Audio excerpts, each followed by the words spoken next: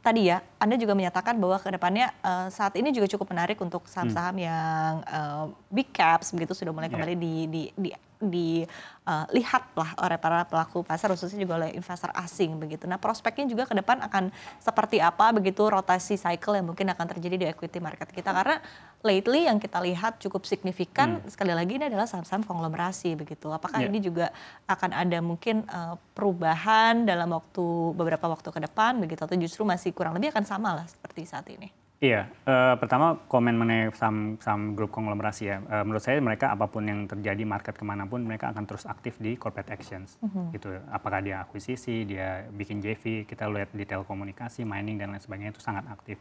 Karena mereka melihat bahwa ketika mereka mau melakukan corporate action itu kan pembandingnya valuasi di market juga. Valuasi sangat depressed, jadi it's a good opportunity buat mereka melakukan corporate action itu. Ke depan pasti mereka nggak akan berhenti gitu kan. Mereka akan terus melakukan itu. Dan karena sekarang bobotnya juga sudah besar gitu di IHSG, perubahan apapun yang mereka lakukan akan impact ke IHSG besar. Jadi memang sudah berubah juga gitu dari sisi zamannya. Kalau dulu kan mungkin yang akan drive the index adalah mainstream big cap stocks ya. Sekarang beda, harus conglomerate stock juga mungkin even yang medium pun sebenarnya market cap sekarang udah tinggi dan bobotnya besar di indeks. Mereka akan terus punya pengaruh. Oke. Gitu. Terus kemudian kita lihat saksikan syarat ini kalau mereka ada pengaruh dari potensi perubahan MSCI metodologi pasti akan pengaruh juga. Gitu. Nah tapi kita melihat juga menurut saya ada probability yang lebih tinggi rotasi gitu dari tadinya very conglomerate centric tahun ini dan valuasi sudah tinggi naik udah banyak investor udah banyak untung juga dari situ pasti investor pada dasarnya akan cari mana yang laggards gitu. Laggards masih punya value. Nah menurut saya sekarang yang masih laggards yang punya value satu balik lagi ke bank. Kita bicara bank contoh ya Bank BNI ini 3 tahun profit tuh naik. Tapi kalau kita lihat stock price-nya turun jadi sebenarnya makin murah dia. Gitu. Bank BCA juga sama. BRI Mandiri mungkin similar ya. Jadi rotasi ke situ yang selalu dicari oleh investor. Investor kan selalu begitu kan. Saya udah untung di sini apalagi yang masih laggard gitu dari sisi valuation dan masih bisnisnya masih punya prospek walaupun dia lagi slowing down. Pasti dia akan melakukan itu gitu. Terus yang kedua tadi banks menurut saya tahun depan sangat baik banks. Terus yang kedua tadi telekomunikasi. Tadinya mungkin angle telekomunikasi ya udah lagi-lagi kita bahas mengenai mobile business performance. Nah, sekarang ada yang berbeda nih.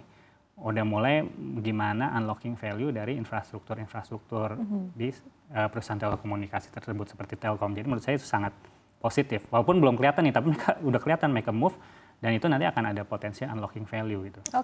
Dan kalau kita bicara Telkom ini perusahaan yang tiap tahun free cash flow-nya tuh mungkin 1-2 billion US dollar. Jadi gede banget. Gitu, jadi cukup banyak yang sebetulnya bisa diperhatikan juga oleh para pelaku pasar begitu ya. Terus tadi yang ketiga consumers. Consumers mungkin tahun ini in general top line revenue-nya tumbuh baik tapi masih terkendala dengan harga komoditi yang tinggi sehingga net profit-nya ada yang flat, ada yang mungkin tumbuhnya sedikit below expectation. Jadi harusnya tahun depan harusnya udah lebih better, lebih inline. Kan mereka pun adjust harga pun nggak bisa langsung gitu ya bertahap dan mungkin impact-nya baru full year tahun depan. Kalau kita berpihak dalam beberapa waktu terakhir begitu ya khususnya di tahun 2025 ini aliran dana cukup banyak masuk ke investor yang akhirnya berburu gold atau emas gitu di tengah berbagai macam dinamika, kekhawatiran begitu. Dan tadi Anda juga menyampaikan ada outflow yang terjadi bonds. Apakah ini mungkin sebetulnya dari bonds itu akhirnya masuk ke gold begitu dan kedepannya akan seperti apa positioning gold ini akan berpengaruh kepada pasar keuangan kita begitu ya, kepada money market, kepada equity dan juga kepada bonds tentunya. Iya, globally mungkin saja ya kan karena di global juga untuk investor institusi atau keuangan untuk beli emas lebih banyak itu opsi caranya. Menurut saya mungkin saja atau dia beli proxy emas pun bisa. Tapi saya selalu bilang kalau apa yang di trade itu bisa naik bisa turun gitu nggak tahu kapan. Gold juga sama. Mungkin seminggu terakhir kelihatan turunnya cukup drastis juga. Kalau sedikit menyentuh ya pergerakan emas ini kayaknya akan korelasinya ke depan akan lebih kelihatan sangat negatif gitu dengan US dollar. Gitu. Jadi kemarin US dollar mulai menguat lagi, risiko aset mulai menguat. Goldnya itu mulai koreksi gitu. Jadi kita juga nggak bisa take it for granted gitu untuk gold bahwa itu akan selalu naik dan seterusnya. Meskipun ada yang memprediksi bahwa bisa mencapai 5.000 begitu. Ya, kalau makanya kalau lagi naik pasti orang prediksinya extrapolate ke atas gitu ya. Nah, sekarang lagi koreksi mereka udah mulai extrapolate ke bawah ke 3.900 atau di bawahnya untuk konsolidasi. Tapi memang ada yang berbeda gitu dengan struktur kepemilikan gold saat ini. Kalau dulu mungkin waktu euforia gold tahun 2011, market turun terus kemudian dia koreksi, terus investor rugi 10 tahun baru balik lagi pas setelah Covid. Bedanya sekarang kepemilikan gold itu dia udah jadi reserve central bank nomor 2 gitu. Setelah mengalahkan euro. Tadinya kan US dollar kemudian euro. Euronya udah digantikan oleh gold. Nah, ini kayaknya yang membuat support di gold itu cukup kuat gitu ya. Kemudian strategi mungkin dari BNI Asset Management begitu untuk strategi rebalancing portfolio saat ini begitu ya, sektor-sektor apa saja yang menarik, sektor-sektor apa saja yang dihindari begitu, dan dari sisi pasar surat utang juga tenor surat utang mana yang menjadi pilihan begitu ya. Ini kira-kira racikannya seperti apa? Iya, kemarin sih kita sempat melakukan beberapa perubahan aset alokasi ya sebulan lalu tuh kita sempat melakukan defensif dulu karena marketnya ada sedikit perubahan dari sisi terutama appetite investor, momentum globalnya juga. Terus kemudian kita udah balik lagi ke lebih agresif lah. Jadi kita merasa kita risk appetite-nya udah lebih naik sekarang. Jadi makanya kalau dari sektor sih saham kita akan kejar yang ada dua hal, faktor momentum sama value-nya. Nah, kita akan coba balancing out dua ini. Value tadi ya, lebih yang tadi ya, yang laggards ya. Tapi punya fundamental banks, telecoms, mungkin beberapa consumer dan otomotif gitu. Terus kemudian kalau dari yang momentumnya sih sebenarnya masih variatif sekali. Jadi menurut kita beberapa mining and mineral juga masih memberikan momentum yang baik gitu kan. Terus kemudian beberapa conglomerate stocks juga selectively mungkin ada yang masih momentumnya sangat baik gitu. Jadi kita boleh balancing out dua itu dari faktor momentum dan faktor value-nya tadi. Untuk pendapatan tetap? Pendapatan tetap kalau saya rasa sih ke depan masih akan terus positive return tapi akan normalize. Nggak mungkin, rasanya tidak mungkin mendapatkan capital gain sebanyak ini tahun ini. Dan starting point-nya juga udah lebih rendah dari sisi yield. Tapi menurut kita itu akan lebih banyak, akan tetap memberikan positive return, less volatility dibandingkan saham.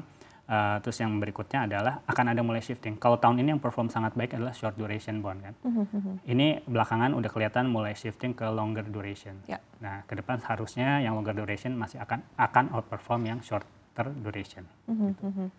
Mungkin proyeksi ya, ada proyeksi mungkin untuk rentang laju indeks harga saham gabungan kita, kemudian juga mungkin yield bonds kan, dan juga posisi rupiah untuk di sepanjang sisa tahun 2025 akan seperti apa? Iya, kalau saya lihat sih kalau ISG ya, kita lebih ke bukan target ya, lebih ke valuasi fair value-nya. Menurut kita sih mungkin setahun ke depan berkisar 9.000-9.500. Mungkin dari sisi kita assume low single digit EPS growth di indeks, dan kemudian mungkin ada sedikit re-rating gitu ya karena growth-nya udah mulai tinggi gitu. Mulai positif. Jadi re-ratingnya juga mungkin kita assume kalau di ISG level mungkin akan mendekati ke historical average-nya. Karena tadi ya beberapa saham kan sebenarnya dia belum kemana-mana, dari sisi valuasi itu masih di press gitu, masih minus 1,5 standar deviasi.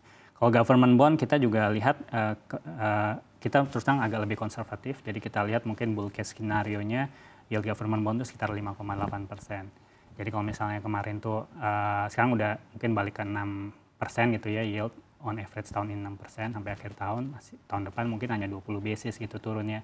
Jadi capital gain udah mulai normalize ke 1,5%.